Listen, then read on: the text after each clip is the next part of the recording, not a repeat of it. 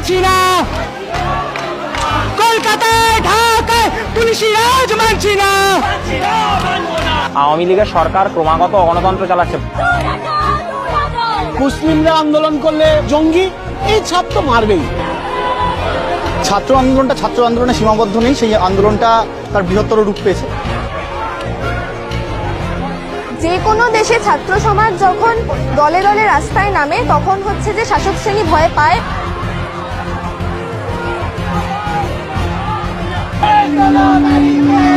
আসসালামু আলাইকুম, আমি নাইম, দক্ষিণ কোরিয়া থেকে। স্টুডেন্ট এই শব্দটা শুধুমাত্র কোনো একটা দেশের জন্য না, এটা একটা ইন্টারন্যাশনালি ওয়ার্ডস। একটা স্টুডেন্টস হচ্ছে একটা কমিউনিটি।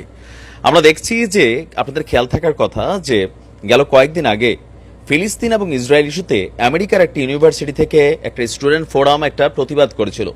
সেই প্রতিবাদে পুলিশ যখন বাধা দিয়েছিল, এই আন্দোলন ছড়িয়ে গিয়েছিল ইউরোপ আমেরিকার সবগুলো দেশে। আজকে বাংলাদেশে যখন কোটা সংস্কার নিয়ে এই আন্দোলন চলছে, দিন শেষে এই মুহূর্তে বাংলাদেশ আওয়ামী লীগের সবচেয়ে পরম মিত্র ভারত, কিন্তু ভারতের আমজনতা যারা, স্টুডেন্টস যারা, তাদের অবস্থানটা কোথায়? দর্শক, আন্দোলনরত শিক্ষার্থীদের সাথে সংহতি প্রকাশ করেছে ভারতের সাধারণ ছাত্রছাত্রীরা। আপনার একটা যৌথ বিবৃতি দিয়েছে ভারতের প্রগতিশীল সংগঠনগুলো। এমনকি ভারতের সবচেয়ে বড় একজন ইনফ্লুয়েন্সার ধ্রুবা রাঠি, সম্ভবত কি যে নাম এই লোকটার, তিনিও কিন্তু তার এই ইনফ্লুয়েন্স যেটা ভারতের শিক্ষার্থীদের সামনে বাংলাদেশ ইস্যুতে কিন্তু চালিয়ে যাচ্ছে। ভারতের এই সংগঠনটা বলছে বাংলাদেশের ছাত্র সমাজ জেগে উঠেছে এবং কোটা নয় মেধা দাবিতে আন্দোলন করছে। মুক্তিযোদ্ধার কোটার দীর্ঘদিনের নীতি এবং এর ফলে তাদের আত্মীয় স্বজনদের সুবিধা দেওয়ার চর্চা ছাত্র ও যুব সমাজের মধ্যে বৈষম্য সৃষ্টি করে আসছে। এর আগেও এ নিয়ে অসংখ্য প্রতিবাদ হয়েছে। বাংলাদেশের মুক্তিযুদ্ধ ছিল জনযুদ্ধ। এটি ছিল দেশের কৃষক, শ্রমিক, বুদ্ধিজীবী, ছাত্র, যুবক এবং নারী সমাজের সকল স্তরের একীভূত সংগ্রাম। ক্ষমতাসীন দল তাদের সুবিধাবাদী স্বার্থে মুক্তিযোদ্ধা কোটাকে কাজে লাগিয়ে এই ইতিহাসকে অপব্যবহার করেছে। ভাবা যায় যে ভারতের ছাত্র সংগঠনরা ভারতের মধ্যে যখন সবচেয়ে বড় ভালোবাসা চলছে, বা আমরা মনে করছি যে সব ভারতীয়রা হয়তো একরকম চিন্তা করে, কিন্তু ভারতের মানুষ বা স্টুডেন্টরা যেই কাউন্সিলটা বৈঠক বিবৃতিটা দিয়েছে, তারা স্পষ্ট আওয়ামী লীগকে অপছন্দ করে, এটাই তো বোঝা যাচ্ছে নাকি? এমনকি তারা বলছে যে বর্তমানে এই সাহসী আন্দোলন একটি জাতীয় রূপ নিয়েছে। গত কয়েকদিন ধরে সারা বাংলাদেশের শিক্ষার্থীরা রাস্তায় নেমেছে বৈষম্যের অবসানের দাবিতে।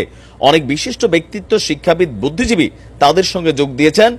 আর কি বলা হয় যে বর্তমান আওয়ামী লীগ সরকার বৈষম্য বিরোধী আন্দোলনের শিক্ষার্থীদের সঙ্গে আলোচনায় না গিয়ে তাদের জাতীয় স্বাধীনতার শত্রু হিসাবে আখ্যায়িত করে সাধারণ জনগণের মধ্যে তীব্র ক্ষোভের সৃষ্টি করছেন।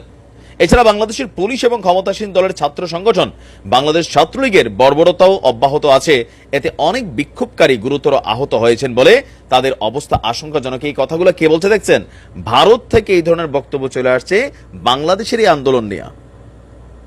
তাহলে ছাত্রলীগকে ভারতের যে স্টুডেন্টরা তারাও কিন্তু পজিটিভলি নিচ্ছে না, বা আমাদের পুলিশের ভূমিকাকেও পজিটিভলি নিচ্ছে না।